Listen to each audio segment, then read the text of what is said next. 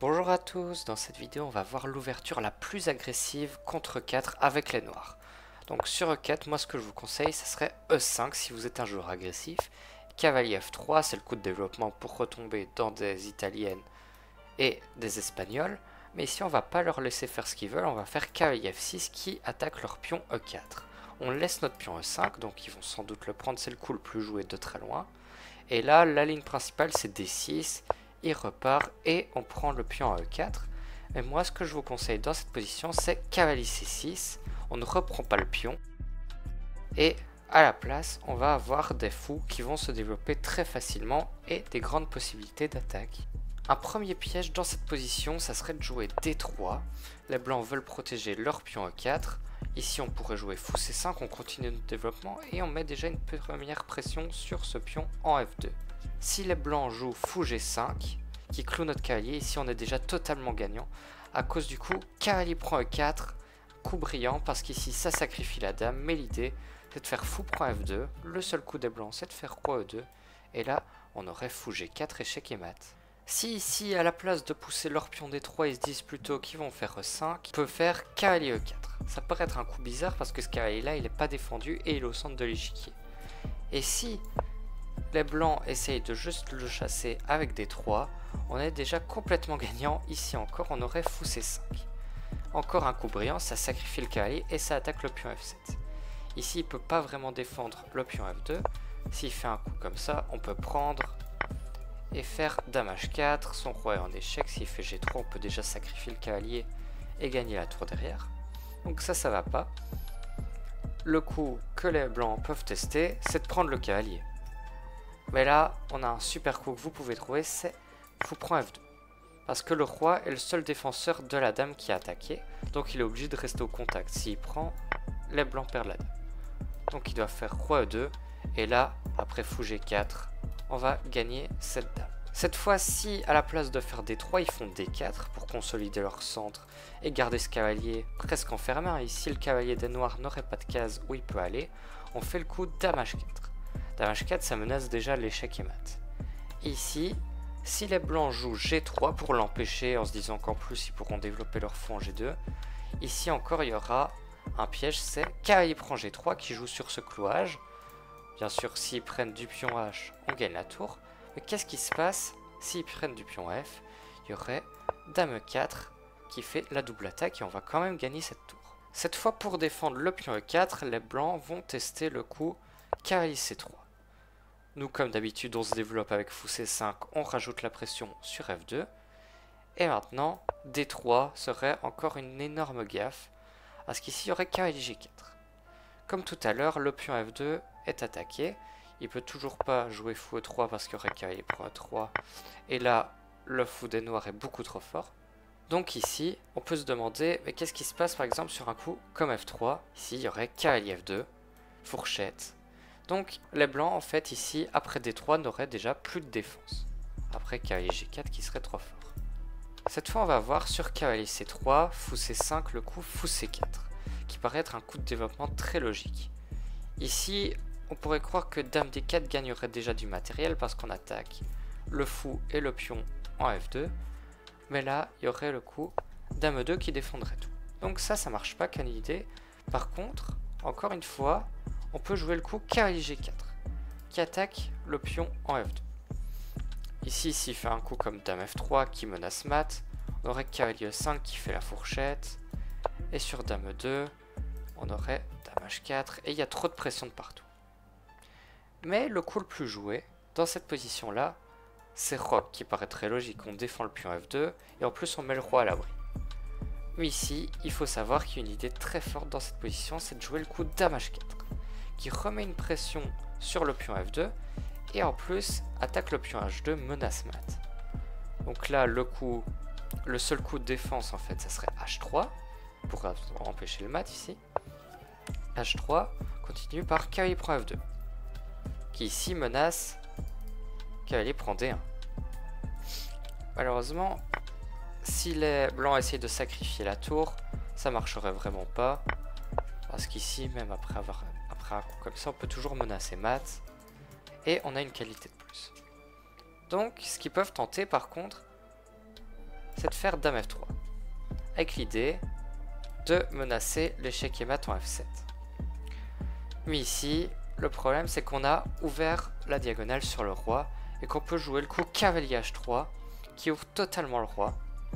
Et après un coup comme roi H1, ici il y aurait juste cavalier F2 et maintenant qu'on a ouvert cette colonne, on a dame H1, échec et mat. Cette fois, on a vu le coup fou C4, mais on va regarder ce qui se passe sur un coup plus calme comme fou E2. Ici, il faut continuer l'attaque, on a un pion de moins, donc on va continuer avec H5. H3, ça paraît un coup plutôt sûr pour empêcher les coups comme fou G4, mais là, il y a déjà un coup qui est très très fort pour les noirs.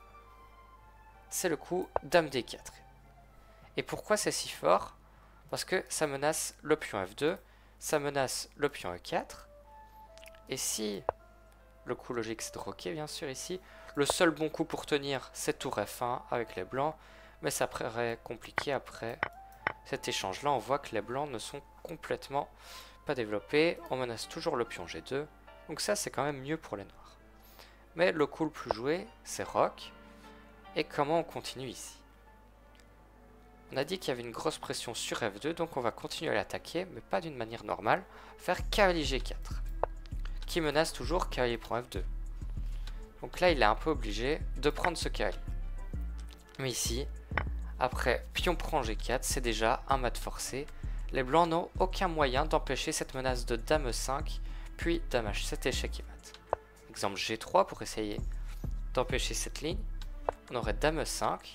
Et cette fois, l'idée, maintenant qu'il a coupé la case H2, ça serait plutôt de venir en H5 pour menacer dame H1, échec et mat. Donc roi G2. Ici, son idée, c'est que sur dame H5, il veut faire tour H1 et contre-attaquer sur cette colonne. Mais ici, on a un magnifique coup, c'est fou prend F2, qui menace dame G3, échec et mat. Donc encore une fois, ici, il est obligé de prendre. S'il prend de la tour, malheureusement, là, il y a le fameux dame H5. Et cette fois, il n'aurait pas tour H1 parce qu'on a dévié sa tour. Et ici, c'est mat forcé.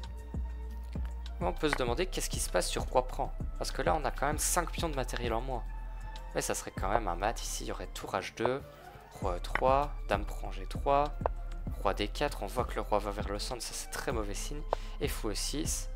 Et là, on menace trop de choses. Juste grand roc. Ça va faire échec et mat très rapide. Ok, dans cette position-là, on va regarder qu'est-ce qui se passe sur un coup comme H3. Un coup plutôt calme qui empêche les idées de fou G4.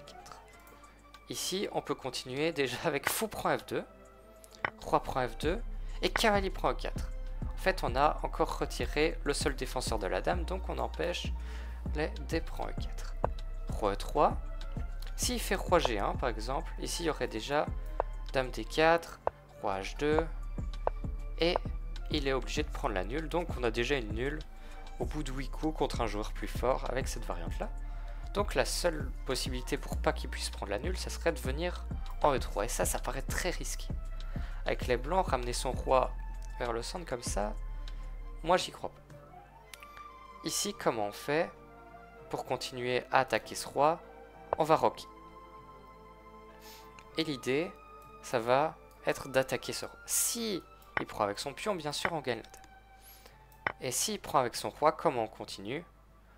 On va par exemple faire dame H4 et tour E8. Et ici, on voit que les noirs ont beaucoup trop d'attaques. Et ici, ils sont déjà complètement gagnants. Ok, cette position-là, on l'a déjà vue avec H5. Et nous, on avait regardé qu'est-ce qui se passait sur H3. Mais dans la partie qu'on va voir ici, les blancs ont joué petit roc. Donc, comment on continue? On attaque le pion en F2. Les blancs ont joué H3 pour chasser ce cavalier. Mais là, les noirs ont continué en étant actifs. Ils ont fait dame D6. Bien sûr, l'idée, c'est que surprise, maintenant, qu'est-ce qu'on fait? On va prendre du pion H. Et ici, en fait, il y a déjà plus moyen d'empêcher l'échec et mat. Ok. Donc là, sur dame D6, les blancs ne peuvent pas prendre. Qu'est-ce qui se serait passé sur le coup G3? Je vous laisse chercher la réponse.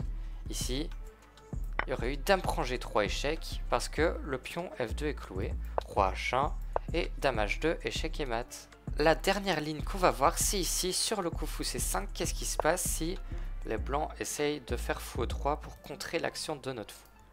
Ici, la seule chose qu'on peut faire, c'est prendre et jouer avec K et G4. Ici, on n'attaque pas le pion F2, mais le pion E3 qui est fait. Les blancs peuvent tenter Dame F3, mais un coup comme fou E2, ça serait déjà perdant à cause de cavalier prend E3, bien sûr. Donc, ok, Dame F3, ça sort la dame, ça défend E3, c'est un coup très logique. Ici, on va continuer en attaquant le pion E3. Qu'est-ce qu'on peut faire? Le coup que je vous recommande, c'est Dame G5 ici. Dame G5, ça menace le pion E3. Il a deux possibilités. Donc, s'il fait Dame F4, ici, on peut continuer avec Dame C5. Et le seul moyen de défendre ce pion, c'est de ramener son roi. Et on a réussi ce qu'on voulait, c'est de ramener ce roi vers le centre. Ici, il ne pourra plus roquer, ça nous donnera un avantage pour le reste de la partie. Mais une autre possibilité, c'est de faire roi D2 directement. Mais là, ça perdrait à cause de cavalier prend H2. Pourquoi est-ce qu'il ne peut pas prendre directement ici? Parce qu'on aurait Dame E5 qui attaque la tour et menace Dame prend B2 qui gagnerait la tour après. Donc par exemple, Dame H1, il y aurait Dame prend B2 et Dame prend A1. Donc voilà, c'était l'ouverture la plus agressive. Donc n'hésitez pas à vous abonner si vous voulez plus de vidéos comme ça. Au revoir.